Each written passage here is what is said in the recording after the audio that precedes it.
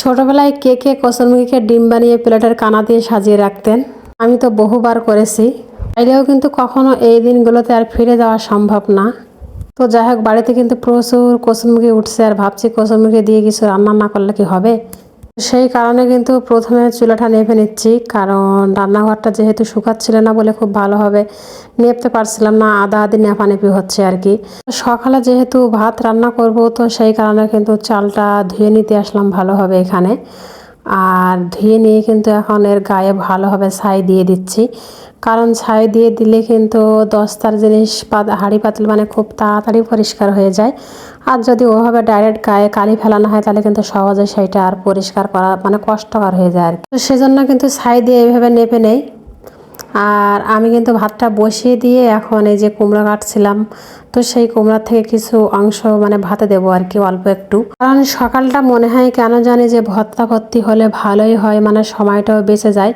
আর যদি রান্না করতে যাই তাহলে কিন্তু অনেকটাই সময় লেগে যায়। তো শীত যেহেতু আসছে, মানে এসেই গেছে একরকম বললে চলে। তো সকালে কিন্তু একবারে রান্না না করে নিলে সারাদিনে আসলে কাজ করে ওঠা যাবে না।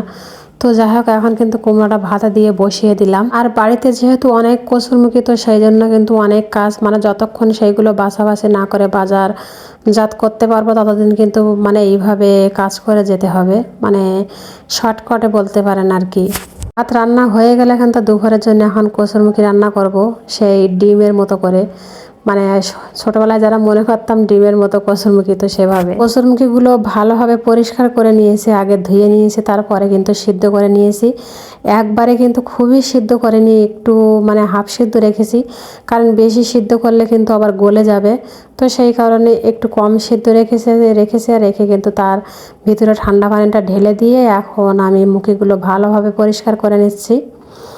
আর পরিষ্কার করা হয়ে গেলে কিন্তু আজকে যে চিংড়ি মাছ দিয়ে রান্না হবে, তো রান্নার যে রেগুলার মশলাগুলো আছে সেগুলোই দিয়েছি, এই জন্য আর মশলাগুলোর নাম বললাম না। আর কচুরমুখিটাকে দিয়ে এর মধ্যে একটু ভাজা ভাজা করে নেব আমি। কোনো পেঁয়াজ রসুন বাটা আজকে দেবো না, পেঁয়াজ রসুন কিন্তু বাটা ছাড়াই রান্না হবে। আর এই যে কচুরমুখিগুলো একটু ভাজা ভাজা হয়ে এলে কিন্তু গরম পানি ঢেলে দিচ্ছি ওর ভিতরে দিয়ে, ঢাকনা দিয়ে ঢেকে দেবো কিছুক্ষণ কষানোর জন্য, কারণ কষানো যদি ভালো না হয় তাহলে কিন্তু রান্না খুব একটা ভালো লাগে না। আর সেই ফাঁকে কিন্তু আমি জিরে মরিচটাও বেটে নিচ্ছি, কারণ আজকে তো জিরে মরিচটা বাটা ছিল না। তো ভাবছি ওদিকে হতে থাক আর আমি ততক্ষণে জিরে মরিচটাও বেটে নেই। কাজ যদি একটু গুছিয়ে বুদ্ধি করে করেন তাহলে কিন্তু সময়ও বেঁচে যায় আর নিজের কষ্টটাও কিন্তু একটু কম হয়ে যায়।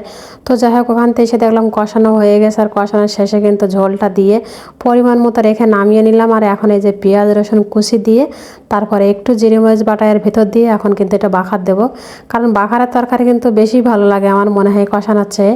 আগেকার দিনের মানুষ কিন্তু কষানোর চেয়ে বাখারের তরকারি বেশি খেত, আর বাখারের তরকারি কেন জানি মনে হয় একটু বেশি স্বাদ লাগে। তো যাই হোক, এখন কিন্তু এটা নামানো হয়ে গেছে। সবাই ভালো থাকবেন, সুস্থ থাকবেন, আল্লাহ হাফেজ।